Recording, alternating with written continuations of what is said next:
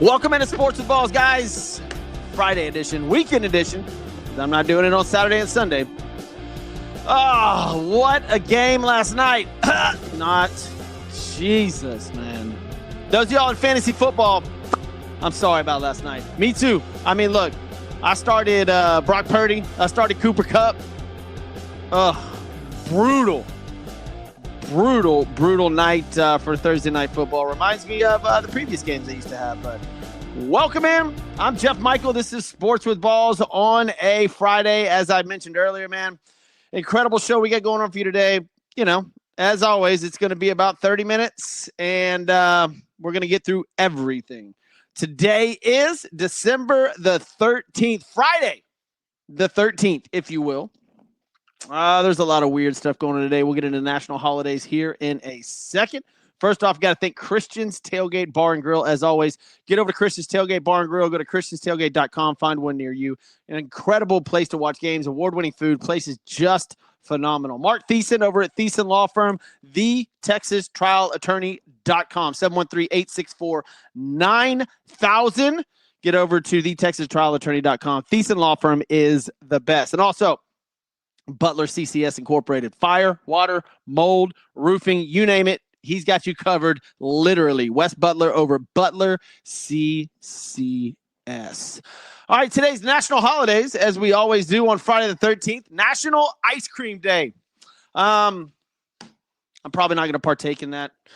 Been on a pretty strict diet lately, loving it. So it's been very well. Pickleball has been my go-to lately for the last 3 months, man. In fact, playing a pickleball tournament tomorrow with my buddy JD and Terrell Owens' birthday. Terrell Owens, Adrian Peterson will be there. So I'll get to play with those guys. Should be a lot of fun playing pickleball with them. Us old men will get out there and see what we got. But National Ice Cream Day, Cream Cheese Frosting, National Cocoa Day. I might do that later. National Horse Day. Yeah. Violin Day. Pathologist Pal Day. If you got a pal that's a pathologist, there you go. The U.S. National Guard's birthday. There you go. That's a good one.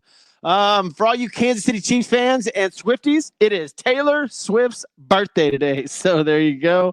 That's about it, man. Jamie Foxx's birthday, but the big one being Ice Cream Day or Taylor Swift's birthday, depending on the audience. But welcome to Sports with Balls, guys.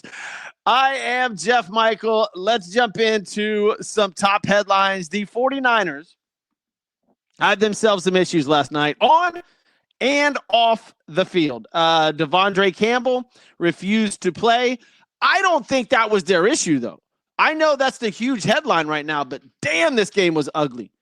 This was a ugly football game, both ends. The Rams and the 49ers. I guess Keiron Williams with 108 yards. That's your top stat. I went into this because I looked at the weather, and I don't want to hear people saying about weather, man. The fantasy football, you can't go by the weather because sometimes these guys have huge weather games. I don't know. But Matt Stafford threw 27 times for 160 yards. That's it. Brock Purdy threw 31 times for only 142 and a pick. This was brutal. If you started Matt Stafford, Brock Purdy, the running back for San Francisco, Guerrero, if you started Deebo Samuel, who's been complaining all week long about not getting the ball, 2 carries, 3 yards. He dropped 2 passes. He was targeted 7 times. He had 16 yards. Kittle, somewhat of a bright spot, 4 receptions, 61 yards. Juwan Jennings had 31 yards. Puka Nacua, 97 yards. And the dinger, this is what absolutely blew me away, and fantasy football and gambling. Cooper Kupp, 0 receptions, 3 targets, 0 yards, obviously. What? Golly, man. If it wasn't for Nuka's 51-yard reception, he would have a bust too. He had 97 yards. It wasn't too bad. But this was a ugly game to watch. I mean, I turned it off. I'll be honest with you. I did. I turned it off. I couldn't do it. I could not watch this insanity anymore. I guess if you had a field goal kicker going, you did okay. but it was just not a good football game. The last time these guys met in week 3, I want to say it was 26-25. Let me see. 27-24. Sorry. 51 points was scored. These teams went off. And I don't want to hear the weather, man. It wasn't that bad. It's not like it was Buffalo. It was just a little bit of rain. It got heavy during one point during halftime. That's about it, man. This is a bad football game. And maybe lost me a lot of money fantasy football-wise. I think one of my games I'm down to 20-something% win chance, win probability. Now, look, it is fantasy football. You never know what can happen. And you know what's funny is that in that fantasy football league, I'm 11-1, and the guy I'm playing, I'm in first place, and he's in 8th, and that happens every single time. A buddy and I were talking about this weekend. You don't want to be number 1 in fantasy football. I don't know why, but you want to be 3rd, 4th, somewhere in there. It just seems like always the number 8 seed knocks out the number 1 seed. But there you go. Terrible football game. Absolutely brutal. I don't know what to make of Campbell's refusal to play. I don't. I know that Dre Greenlaw was back, but he left the game. He played great until he had to leave, and D. Winters had to leave. So that's why Devondre Campbell refused to enter the game. I don't know why. I don't know why the guy didn't want to play, but it's weird. And then he strolled to the locker room before the game was over. So is there issues? Is this a Shanahan issue? Is there a locker room issue in 49ers land? They've had the worst luck. Injury-wise, I don't. It's just not their year. The San Francisco 49ers have had brutal injuries. And it started, go back, with Dre Greenlaw in the Super Bowl when he was just trying to run onto the field and tore his Achilles. Which was weird. He didn't do anything wrong. Just was jogging onto the field during the Super Bowl, tore his Achilles. Then this was his first game back. He had to leave because of a knee injury. And, obviously they've lost both their running backs, Mason and McCaffrey. And it's just an injury-riddled season. Bosa's been out for a while in the defense. Dre Greenlaw just got back. It's just been a bad season. We know about Debo's injury problems. Brandon Ayuk. It's just, bad season for the 49ers. I don't think their run is over. I think Shanahan's great, but the play calling last night was shit. It was terrible. Absolutely terrible. The first half was unbelievable. I can't even believe I saw that coming out of Shanahan's offense. They should have been throwing the ball. But I'm not going to make a big deal out of Devondre Campbell's refusal to play yet. Because I don't know the entire situation. I don't know the locker room deal. You're going to hear from analysts all day long and for the next probably 4 or 5 days, unless they release him, about what was going on. I want to find out more. I want to find out what his deal was. Why is he not playing? Why is this guy is he disrespectful to Shanahan? Is that the deal? But look, the Rams got the win.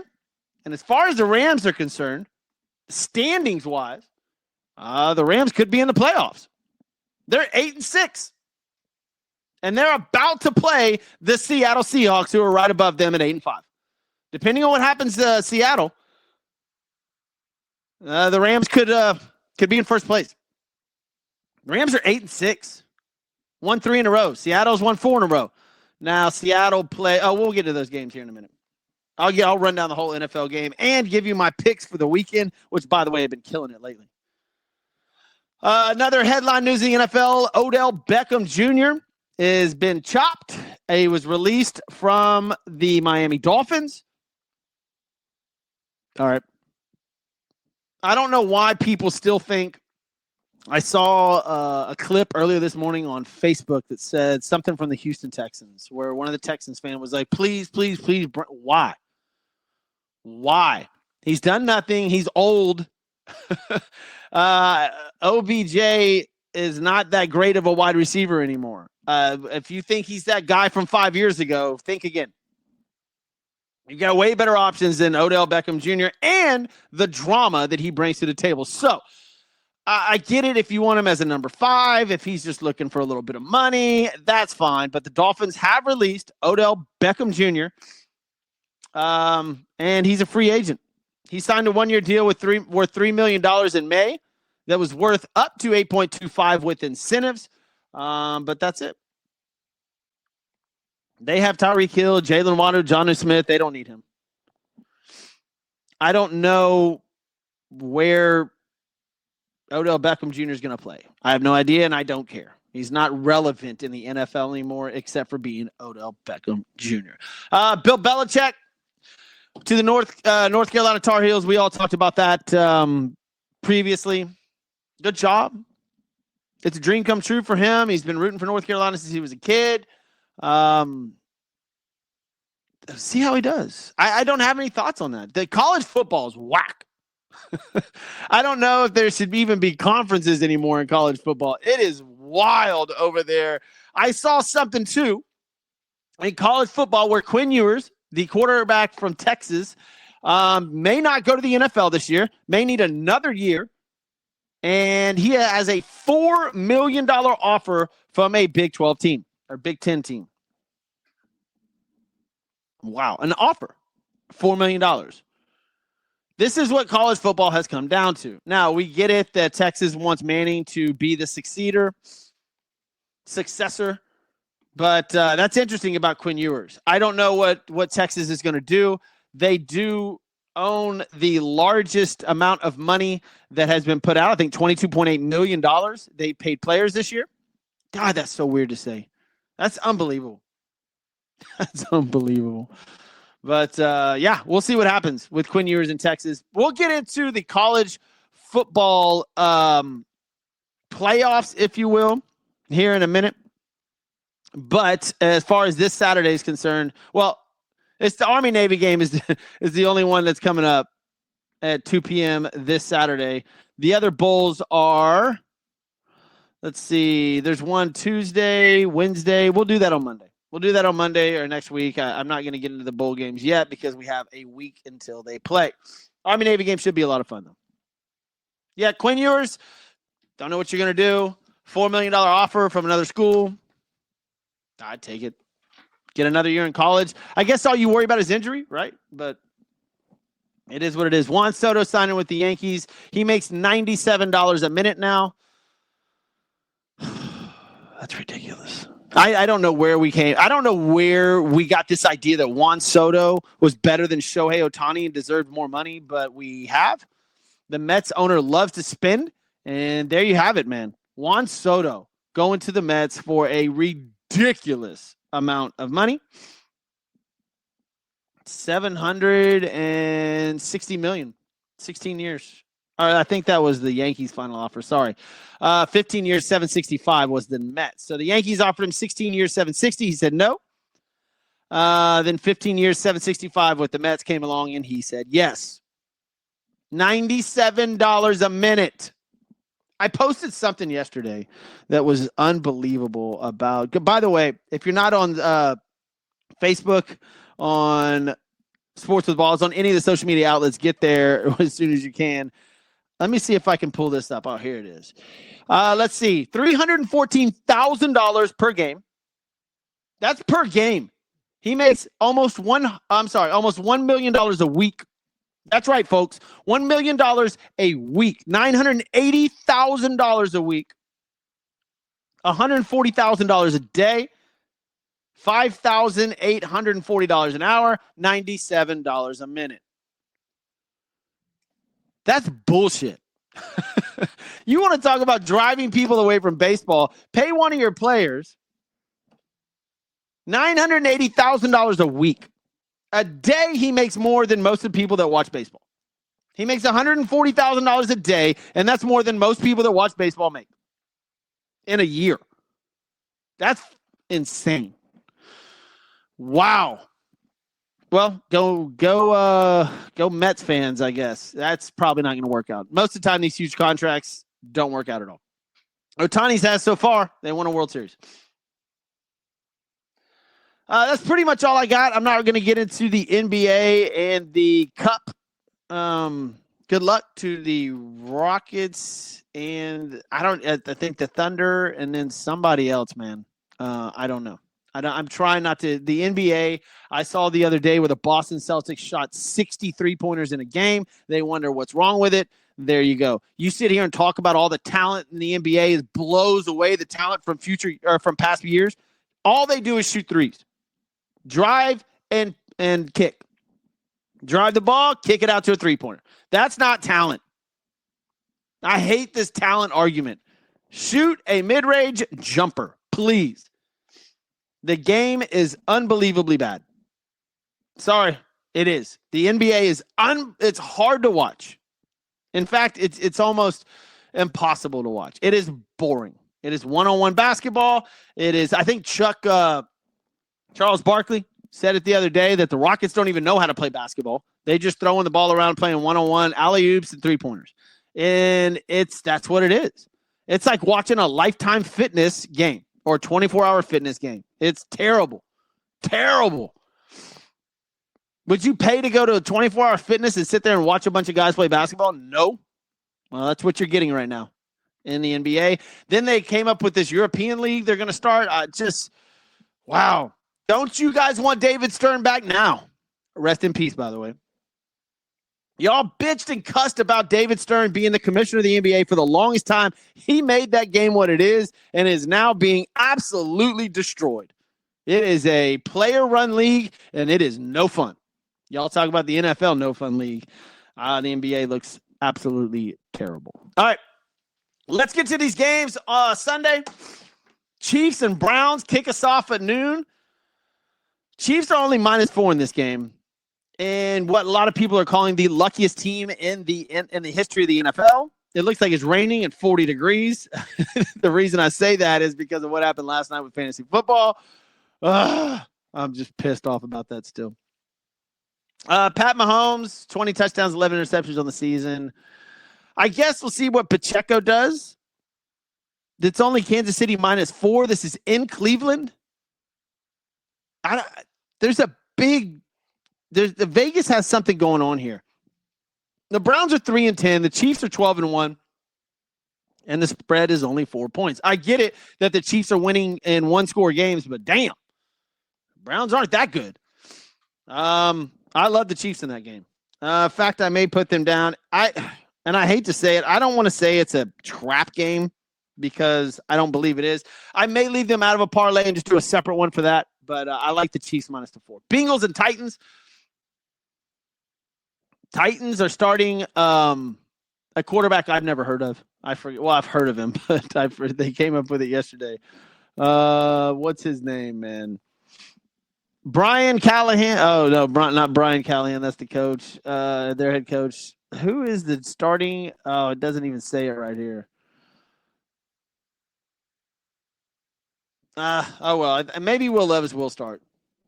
We'll see. The spread on this, man, it's 5.5 points. It's Bengals -5. It's in Tennessee. The Bengals just scare me. They're so good. It's weird to watch Joe Burrow lead in every statistical category and Jamar Chase lead in every single statistical category, and they are terrible. I don't get it. I think they should play good football. Maybe they'll have a blowout game. Joe Burrow has 3,700 yards, 33 touchdowns, 6 picks. That's ridiculously good. I like the Bengals I know this is chalk picks, but I like Bengals -5.5. I like them to blow the Titans out in that game. Commanders at the Saints. The Saints are terrible. Commanders are good. Washington -8. I should have started Jaden Daniels. I started Brock Purdy. Oh, gosh. That might have cost me a lot of money. And right before the game started last night, I was staring at my phone like, should I put in Jaden Daniels? Don't start Brock Purdy, but he got 31 points fantasy-wise last time they played. This was in his hometown, and he shit the bed. So, whatever. Jaden Daniels takes on the New Orleans Saints. That's a 12 o'clock game on Fox, -8. Saints have a good D. I'm going to leave that one alone. Ravens at the Giants. This spread is insane.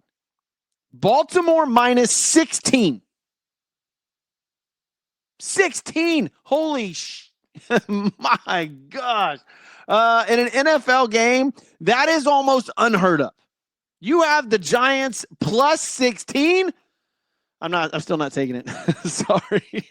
I'm still not taking that spread. Go Ravens. Moneyline bet if you have enough. Cowboys and Panthers. This is interesting. Carolina -3. Carolina's been playing good football lately. The Cowboys are obviously way more talented, but you get plus points with the Cowboys and a better team. Give me the boys plus, and I hate to do that, but give me the Cowboys plus 3 points. I'll take it. Maybe even money line. Carolina's a good. They've been playing better, like I said, but I don't think they're better than the Cowboys. I don't. Jets and Jaguars. Why isn't this game being played in Europe? I have no idea. It's a terrible football game. Right now, it's the Jets -3.5 versus the Jacksonville Jaguars, who are one of the worst teams in the NFL, which is actually funny because the Jets have the exact same record at 3-10. The Jaguars and the Jets have the same freaking record with Aaron Rodgers, Garrett Wilson, Breece Hall, that defense, Sauce Gardner. I mean, my gosh. Man, if you're a Jet fan, wow, MetLife Stadium. Woo. I'm not touching that game.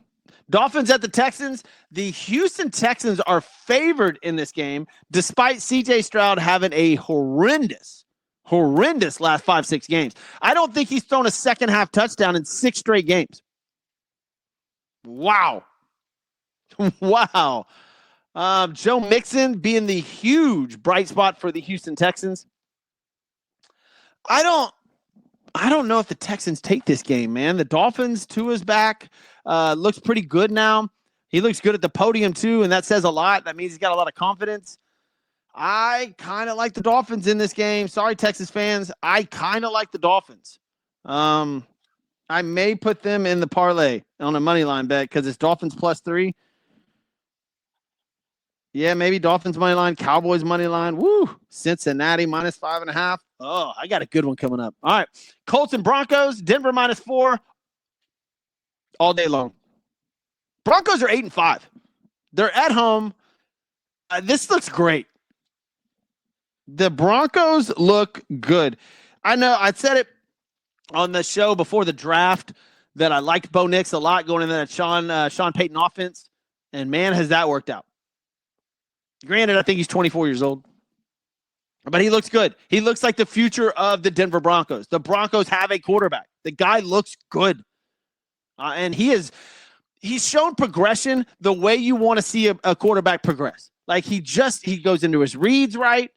He's throwing the ball where it needs to be. He's throwing it away when it needs to be thrown away. He's making all the right decisions, and progressively, he's getting better. He's not regressing. He's not throwing 5, 6, 7, 8 picks. There's another quarterback in Atlanta that is. We'll get into that in a second. Broncos -4. I love it. Give me Denver. Bills. The 10-3 Bills and the 12-1 Lions play in Detroit at 3:25 on CBS. I can't wait for this game. This is one of those I may take it off red zone games and watch this game. This is fantastic. The over-under is 54.5. The line is Detroit -2.5. Wow. Josh Allen having MVP season. Jared Goff also having a really good season. 25 TDs, 10 picks, 3,300 yards. Detroit is 6-1 at home. Bills 4-3 away. I'm just going to watch this game. I'm not betting this game. I'm just going to watch this game. It looks fantastic. I'm not touching it. I can't wait to see it. By the way, if you got any comments, please leave them on the message, whether you're watching live on Facebook, Twitter, Twitch. I'm not on TikTok yet. We're getting there. Please leave your comments. I'll try to get to them as soon as possible. So I'm just going to watch that Bills and Lions game and just let it ride. Let's see. Steelers and the Eagles. Philadelphia, 11-2. A very quiet 11-2 versus Steelers, 10-3. Both the Steelers and Eagles game and the Bills and Lions game are both 3:25. Fantastic football. Great football right here. Of course, you're starting Saquon. The guy is looking to become the rushing record He's at 16-23. I don't know if he'll get it. That's a rough game, Steelers. I know Pittsburgh's going to try to stop it. This is in Philadelphia. This should be a good – both these games, man. Wow. One's on Fox, one's on CBS, both at 325. Looking forward to it. Russell Wilson, back to cooking. Guy's doing pretty good. The guy is doing pretty damn good. George Pickens is having a great season. He will go over 1,000 yards this season. He has 850, but only 3 touchdowns, and he's getting the end zone a little bit more. Patriots at the Cardinals. Look for Kyler Murray and Connor to go off, or McBride to go off. James Conner and McBride. Arizona -6. I like that. The Patriots have 0 defense. I like the Cardinals. I'm going to put them in a parlay. Cardinals -6. Yeah. Patriots, this is in Glendale, Arizona as well.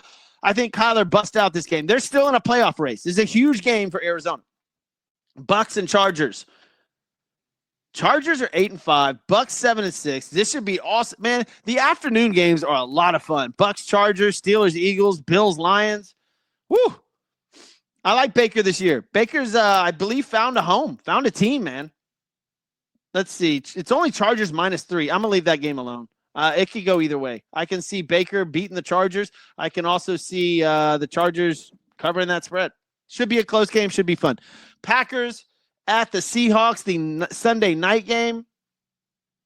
This is a must-win for – well, not a must-win for Seattle, but a huge game for Seattle. Huge football game for Seattle. And a big game for the Packers. They're 9-4. Packers are in the playoff race. Josh Jacobs going for the rushing record as well. He's got 1053 – or not the rushing record, sorry. He's got 1,053, 11 touchdowns. Man. What is well, Barkley's got 11 as well. Barkley's going to win the rushing record. Or rushing title, sorry. I just don't know if he's going to beat the record. He's got an extra game. We'll find out as we go. We'll get to the Bears-Vikings game on Monday. Let's see. Today let me go over these. Here's my picks. You can parlay them any way you want. And I've been doing pretty well in this. I got Dolphins money line, Cowboys money line, or +3, either way you want to go.